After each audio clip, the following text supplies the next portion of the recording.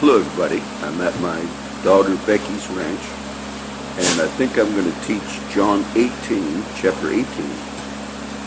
But we also talk about different issues. Oh, let me do the update on the little bird. You saw me post the 2 videos on the seagull.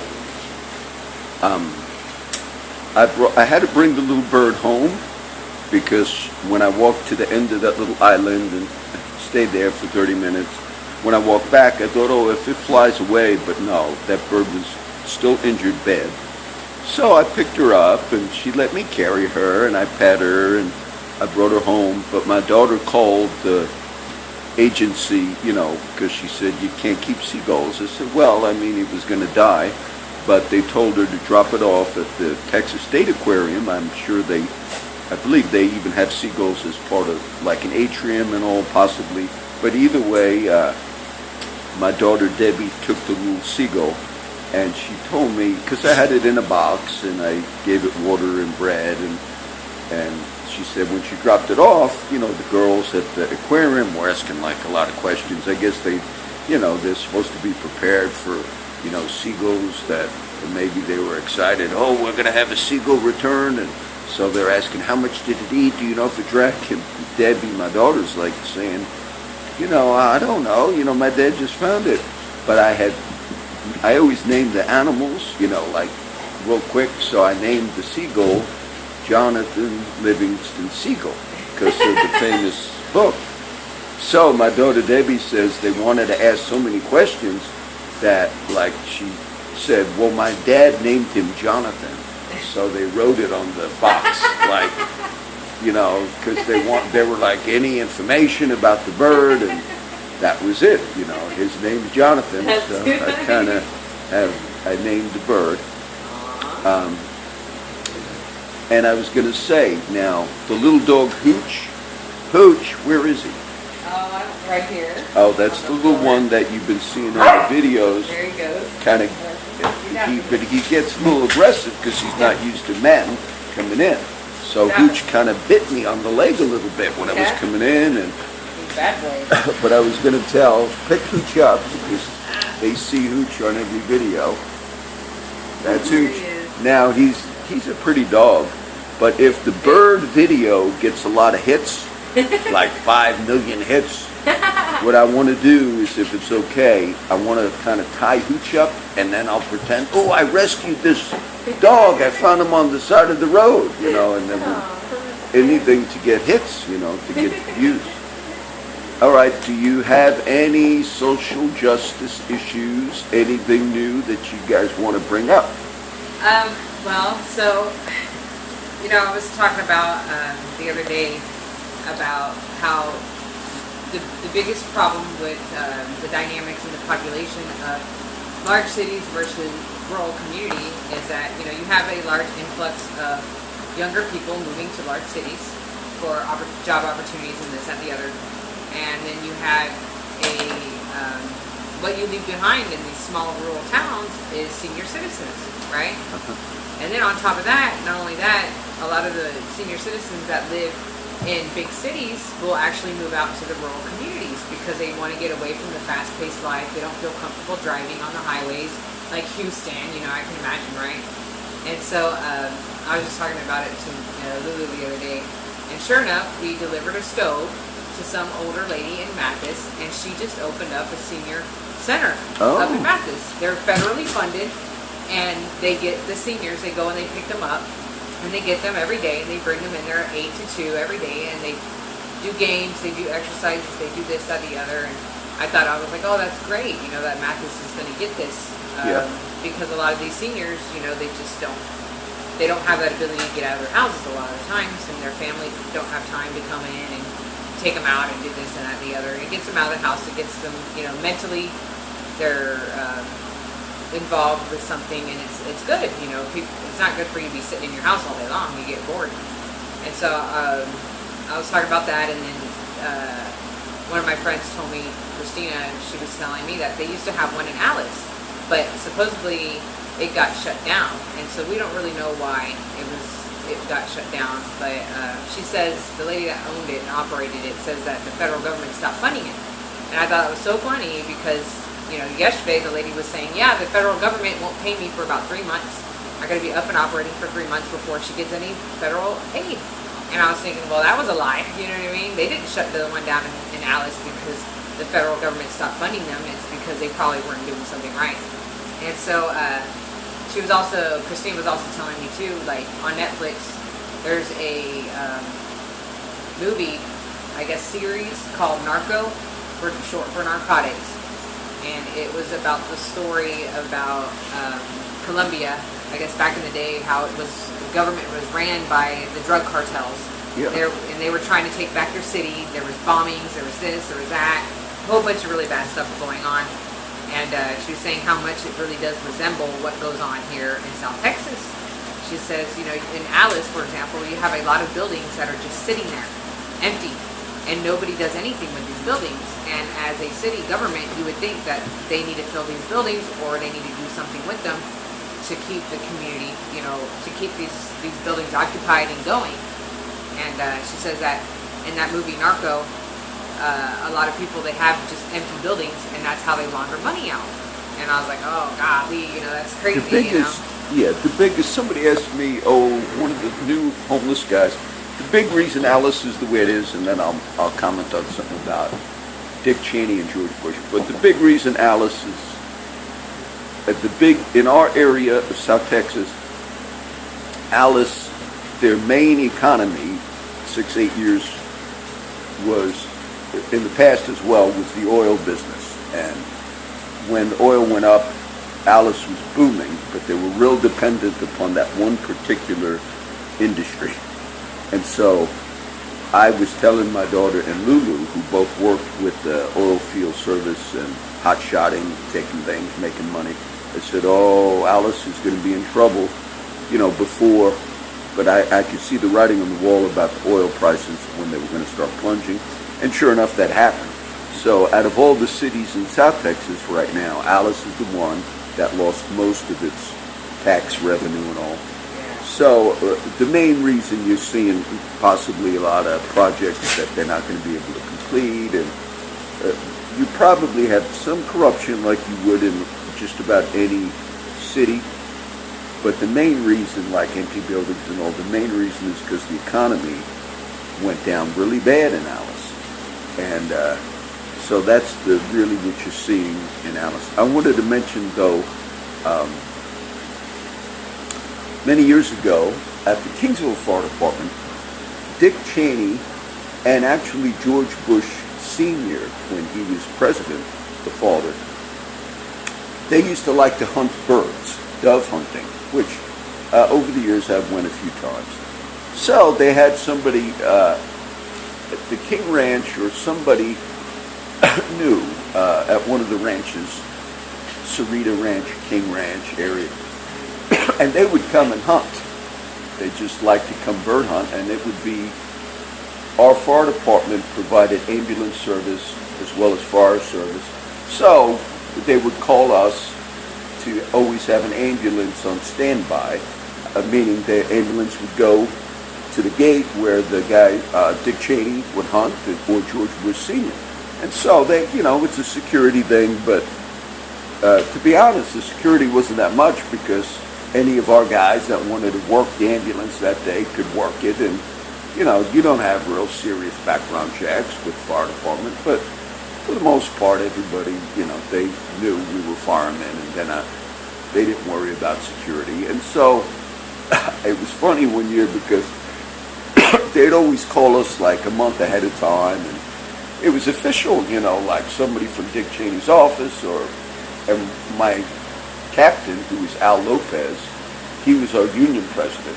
We were very good friends. He eventually became the chief, and he's retired now. But Al Lopez was very involved in Democratic politics, a very strong liberal, and he, anything with Dick Cheney or Republicans or conservatives, he would be very anti. And so the guys at the firehouse would kid. And so one time we got another call, when that time of year was coming around, and the secretary said, "Oh, Captain Lopez, you got a call." And it wasn't Dick Cheney himself, the former vice president, but it would be like from, we knew it was, FBI or whatever it was to make sure that we were going to provide service. And I remember Al one time was like, oh, what does Cheney want now? Because it was like a hassle for us. He didn't like Republicans. So when the famous election was on, Bush and Gore, I remember betting Al. I never really bet. I said, and Al was telling me, Al Lopez was saying, Al Gore's going to win this. And they were kind of showing it like Al Gore was going to win. It's before the Supreme Court ruling and all, like a few months as they were campaigning. I said, no, I think Bush is going to win. So somehow I said, I'll put $50 that Bush is going to win. So Al Lopez makes the bet with me for the 50. Sure enough, George Bush won, and I didn't bring it up, but then he had to pay me in 2 payments, I'll give you 25 today. But he was real upset that, not the 50, but he was upset because he did not like Bush at all. And one day, he's classic union representative. He said, what did the Republicans in Bush, what did they ever do for the working man? What did they ever do for you? I said, well, he got me $50, because I won that. So that was kind of like part of the joke. I want to cover John real briefly. Let's see. And I want to do John chapter 18. I'm kind of just teaching a whole series on the Gospel of John, also on 1 Samuel. I didn't plan on, because they're long and I have all the links and all of the writings and posts. So when I'm done with 1 Samuel, I'll post that as a complete study when I'm done with John's Gospel. And then I'll probably try to not just start teaching on whatever I'm reading. I'll try and do Galatians. I'll try and do some particular ones that I've not taught before, and I'll try to write the entire commentary. The commentaries that I had for Samuel and already John, I wrote those when I was doing radio programs. And so whenever I did a radio show, and I was teaching a whole book of the Bible like I'm doing on video, I would always just write, the commentary along and then post it on the website. So that's kind of what I'm doing now with the videos. But in John 18, we just finished the last 3 chapters, which were leading up to the great prayer of Jesus in John 17. So John's Gospel has, covers the Last Supper over a few chapters. That's what I taught and explained. And it's hard, but sometimes we forget that because you go chapter 15, 16, 17. But it was all still during the Last Supper that all those chapters occurred. At least following those chapters one after the other. We now in 18 pretty much are coming right up to the point where the supper ends. Judas went out to betray Jesus. The other disciples were not sure why Judas left the table, but John, the disciple, he knew, because he asked Jesus, who is it? Who's the one that's going to betray you? And he told him it was Judas, the one that when I dipped the bread, they were doing the Passover or the last meal. When I dip the bread, whoever I give it to, that's the one that's going to betray me, which was Judas. So chapter 18, what you see is Jesus with his disciples, absent Judas. He goes over a brook, that a little area of water, that there was a little garden on the other side. And the Bible says Jesus often went there with his disciples. They had like a little spot, I have my little prayer spot. Sometimes I'll have a few of the guys, or one of the guys, I'm with them working during the day, doing the ministry, and I say, yeah, I'm going to go to my prayer spot. So Jesus had spots like that his men knew, that they could just get away, sort of like retreats. Well, that's the spot where Judas, it says, the Bible says, he came with all of the guards and all of the, cops and security. They were going to arrest Jesus. This is the betrayal. And a few interesting things in this chapter. when they come to get Jesus, these are things that I'm trying to share some little insights as I was reading through it yesterday and today. As they come to get Jesus, they say, Jesus says to them, these are the guards and all that are going to arrest him. He says, who are you here for? Who are you looking for? They see Jesus. And Jesus responds, I am.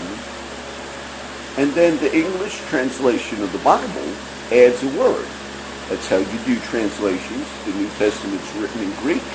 And so sometimes you got to add a word just so the translation makes sense in English. Now the King James and the other versions also add the word he. That Jesus said, I am. And then that word that's added is he. And when he said that, the guards and soldiers, it says, they went backward and fell to the ground. It doesn't say a whole lot more. It says when he said, I am, they all fell down. Then they all get up again, and Jesus says, who are you here for? And they said, Jesus. He said, I told you I am. So let these go their way. If you read into it, you could see that they were there to not just arrest Jesus, they were going to arrest the whole group. They were not interested in fulfilling the prophecy. It says in this chapter, John 18, it said, this happened so the word would be fulfilled. All that God gave to me, I lost none. What prophecy was that? It was the chapter right before. In the prayer of Jesus, he says to God the Father, all that you gave to me, I have kept, and I have not lost them. Now he releases that, okay, my preacher friends. He releases that as a word, okay, the word of God. Whatever Jesus is speaking is the word of God. It's going to be fulfilled. It's going to happen. So in the next chapter, which we're in now, he would not permit those guards to take all of the other disciples, because he just said, I didn't lose any of them. And John, the writer, said all of that little experience with them falling down. Why did he say, I am? That's the name of God in the Old Testament. You see, I am. When Moses said, who will I say sent me? God said to Moses, tell them I am sent you. So when they said to Jesus, we're looking for Jesus, and when he said I am, he was saying, using the name for God. Okay? I am. And then, like I said in the English, we add the word he. That event took place, all of that, them falling down, it seems like it took place so they would not arrest all of the group. Jesus was telling them, I'm in charge. I'm permitting you to come arrest me. I'm going to permit you to crucify me. But through that one experience, he was basically saying, I want you to know you could not do this to me. You could not take me. You could not arrest me. You wouldn't be able to crucify me unless I allowed it to happen. No man takes my life from me, Jesus says, but I willingly lay it down. So when that experience happened, and you don't see that in any other time of the ministry of Jesus, where through his speaking, people are just like, that's a physical thing that took place by the power of God, so the scripture would be fulfilled, okay? So some of my students that like study, I want you to kind of hone in on that. Now there was another interesting part. At this point, they take Jesus, and first he's going to go to the religious rulers before he goes before the government. So in this chapter, Jesus goes first before the high priest by the name of Caiaphas, because it was a religious trial. It was a religious accusation against Jesus that the people of his day brought against him in order to get him before the actual court of Rome, which would be Pontius Pilate. Now, we read about both of those in this chapter. So now, first, when they take him, another insight I want you to see in this, which is a little different than the other Gospels.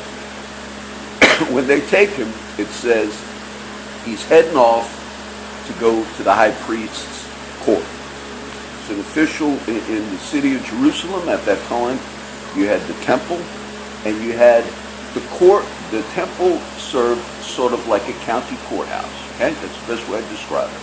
The temple was not just, quote, a sacred spot, but it was secular as well, meaning they administrated certain amount of law. The Jewish people under occupation of the Roman Empire had a certain degree of autonomy where they could deal with certain issues. In our city, you just so happen to have a county courthouse, and then you have a federal courthouse. It just so happens we have a big federal courthouse. Most cities, you don't have both. We happen to have it. So you could almost look at the temple and this priest that Jesus is going for as sort of like a lower court. Okay, as they're taking him to Caiaphas, he's going to stand before the high priest. It says, two of the disciples,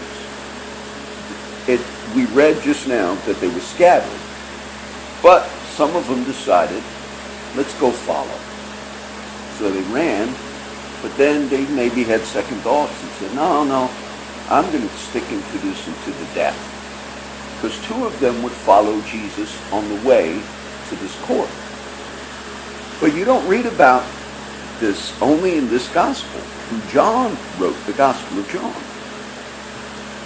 What John puts in his account, which is in John 18, he says, not only did Peter follow from afar off, but John says, but that other disciple, he went right into the court, right before Caiaphas, the priest, and it says they knew he was there.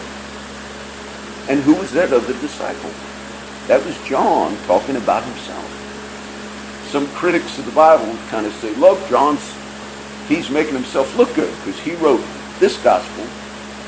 John added things that the other gospels don't have, and John has a first-hand account of him following Jesus into the high priest's court area because he was there, because it happened to John. Why is that put in there? When we read, I'll just give you possibilities.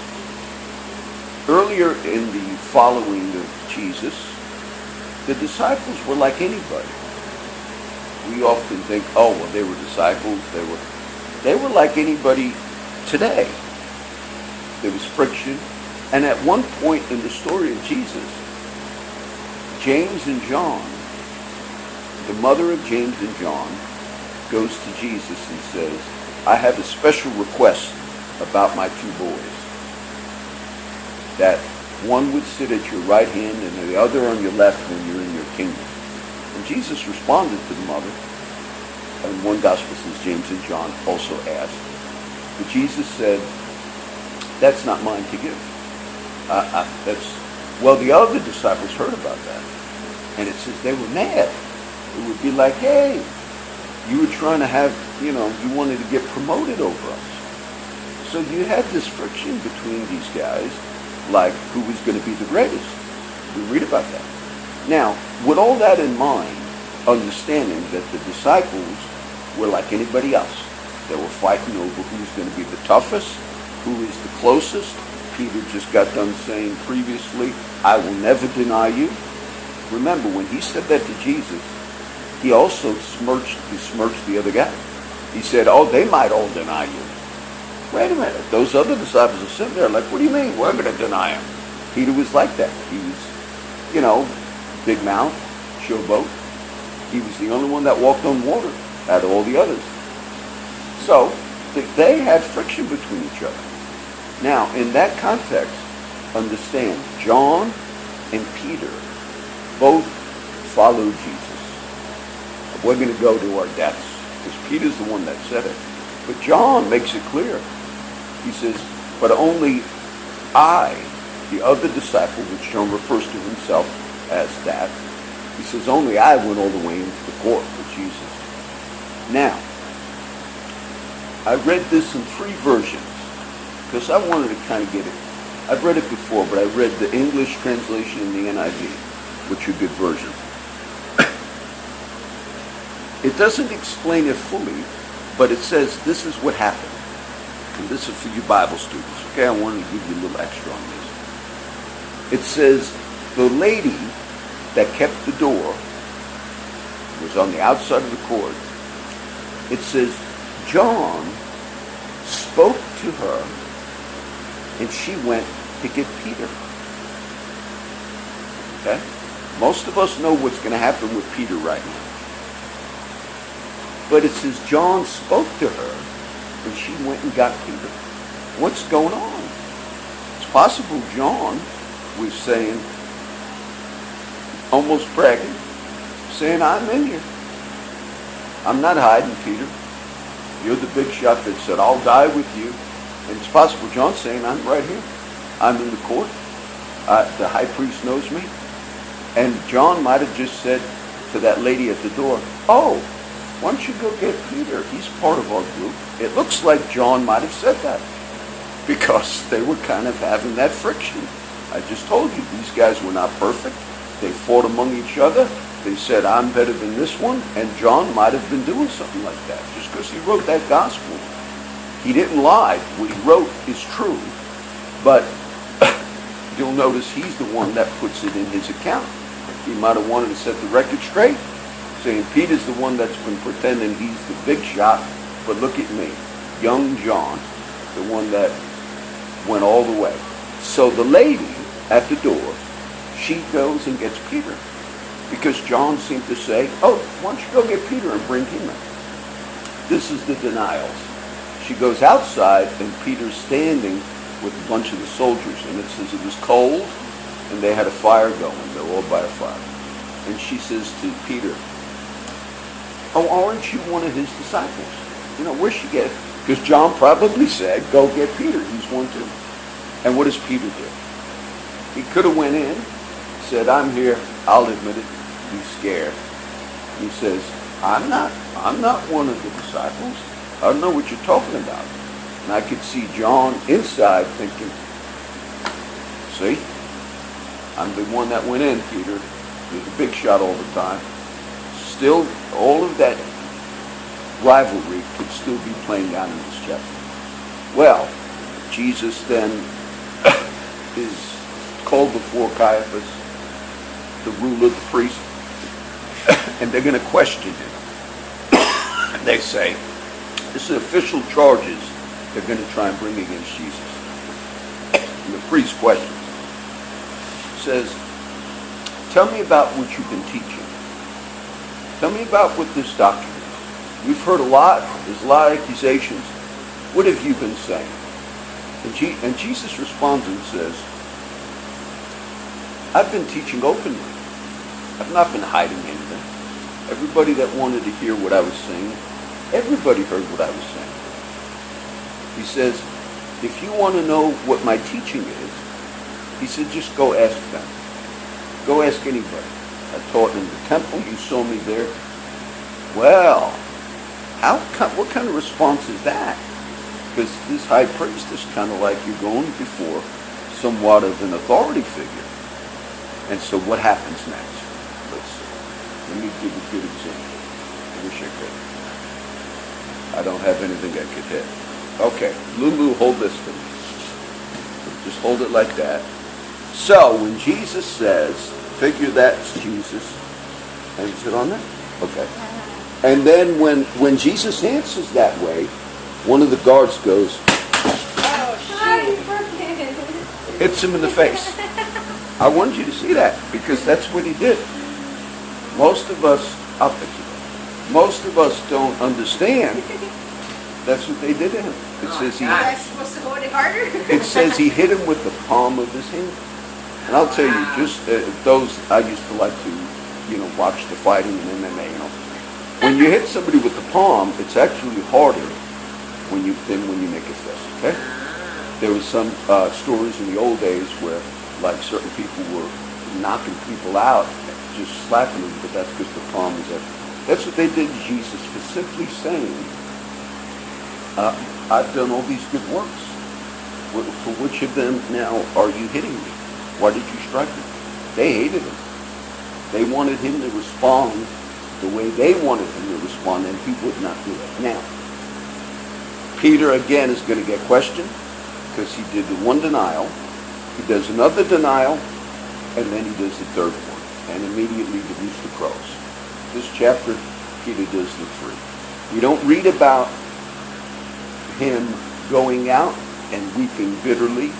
We don't read about it in John 18, but the other Gospels will tell us the moment the third crowing of the rooster, it says Jesus, the other Gospel says, he looked at Peter. And Peter went out and was broken. He said, I couldn't do it. I denied the Lord. So, at the end of the chapter, he now goes before Pilate, okay? He was the official Roman governor representative that now is going to have more power than the high priest in his, quote, county court. Now, we read in this chapter, he goes before Pilate, and the Jews were bringing an accusation, and they say to Pilate, this is what's going on. They bring it up, and Pontius Pilate, the one who ultimately does give the official execution death warrant to Jesus. But Pilate is trying to let him go. Pilate doesn't want anything to do with this, what's going on with Jesus and the Jewish people. Because that was their own dissension. And the way Rome wanted to deal with these issues, Rome was a conquering kingdom, and Rome did a lot like the previous kingdom, the Greek kingdom under Alexander the Great, where when they conquered people, Alexander did something which we refer to as Hellenization. It's a couple hundred years before this time. Hellenization was whenever Alexander the Great conquered a region, they tried to let that region keep their own culture. They tried to let them rule themselves. That was a smart way to do it. When we invaded Iraq, we disbanded the Iraqi army and all wanted to do everything. So that wasn't a smart thing. So the smart thing is, if you're going to conquer somebody, try to let them keep as much as they can. A lot of the ISIS fighters were former army people of Iraq, soldiers in the army. Look, they lost their jobs, they lost their paychecks. Some of them were living in the streets. Some of them joined ISIS just for a job, believe it or not. Well, Rome did the same thing as Alexander did. And Rome basically said, we're going to let you Jewish people kind of run the show as much as you can. But if you have a big problem, you can't handle it, we have certain governors and all that are going to be able to, deal with it. But they didn't want. Pilate was kind of under pressure from the emperor himself. Whenever there was an uprising in that region, the Judea area, it's sort of like, settle it. That's your district, Pilate. The Jews, they got their own stuff going on over there, and there's some prophet raised up, okay, and the way Rome, it was like, just, can't you handle it, Pilate? We don't want to make a big thing about this. We just want you to settle it down. And as far as Pontius Pilate was concerned, he would have just said, settle that. We read the same thing in the book of Acts, when Paul and the others are all preaching, and the same Pharisees and all are, and it winds up in the Roman courts. And the same thing happens in the book of Acts, where the leadership of Rome is like, these are religious questions. We don't want this coming into our courts. That's kind of what you see in the New Testament. But the Jewish people and those that were against Jesus, the leadership of the temple and all, they wanted to push it. So they get him before Pilate, okay? Now, Pilate initially says, okay, I wanted to wipe my hands clean of this, but they're pushing it. Okay, what's the accusation? Now, Pilate knew what was going on in the area for the few years of the ministry. He knew that there was some, because he had to keep tabs on it. And he asked Jesus, he says, who do you say you are? Are you really the king of the Jews? See, he knew about that. That was the accusation. He's claiming to be a king now, because they were bringing that against Jesus. And Jesus says, how did you know that? Did somebody tell you of that? Did you hear about that? Jesus, he's saying, how did you find that out? And he's putting Pilate on the spot. And Pilate's like, I'm not one of your Jewish people. They're the ones that got you here. And Jesus says, yes, I am a king. For this is the reason I was born, and this is why I've come. But my kingdom, it's not of this world. My servants, they would have fought. This is all in John 18. I put it all together. He said, if they would have fought, if it was from this world, I would have had them fight. But I'm a king, and I've come to speak truth. And whoever's of the truth, they're going to hear me. And Pilate says a famous statement. He says, what is truth? You see, they had a lot of things going on. They had a lot of... did he chew something? No, she just Come on. Look at them run. Like the disciples.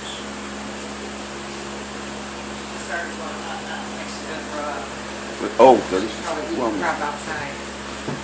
So Pilate says, what is truth? And that's a big, over the history of teaching philosophy and theology, that's an important verse, because the question about truth is a big theme of study. How do we determine what truth is? But Pilate said to Jesus, what is truth? And you understand, Pilate's living at a time where there were many gods in the Roman pantheon. They had many beliefs. They all tried to appease everybody. The Christians had a certain accusation against them. They were called atheists.